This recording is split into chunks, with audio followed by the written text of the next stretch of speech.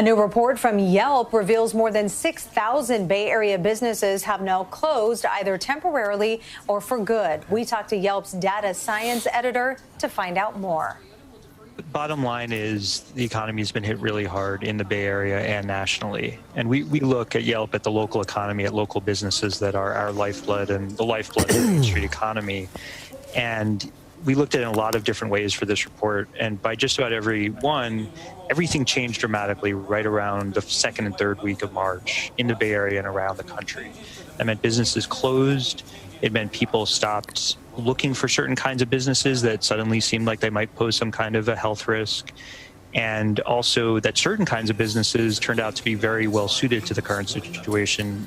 Good morning at 7:26. I'm Len Keys in the news this morning. Hundreds of San Jose city workers are out of a job as major furloughs announced for unbenefited and temporary part-time employees. The cuts are expected to go into effect from Monday across many city departments. A 20-year-old man has died and two others injured after a shooting on the Bay Bridge in San Francisco overnight.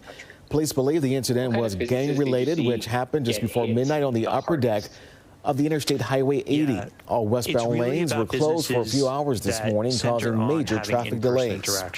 Two appointment-only COVID-19 testing sites in San Francisco remain largely empty.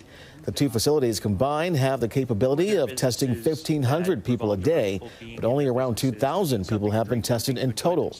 The city is working on plans to expand the testing criteria. Let's check on traffic now with Gianna. What it's all about.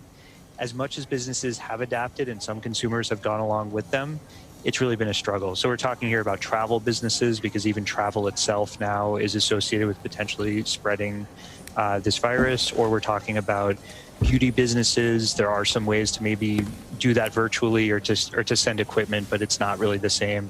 And also active businesses, active life, gym, yoga, and nightlife. I mean, nightlife is about the crowd, the energy, and right now that's not something people are looking for because of the health risks. We were really looking at this from every angle we could, and on Yelp, people do all kinds of things that we then basically count up and aggregate and anonymize, and they reflect the local economy. So we're looking at business closures.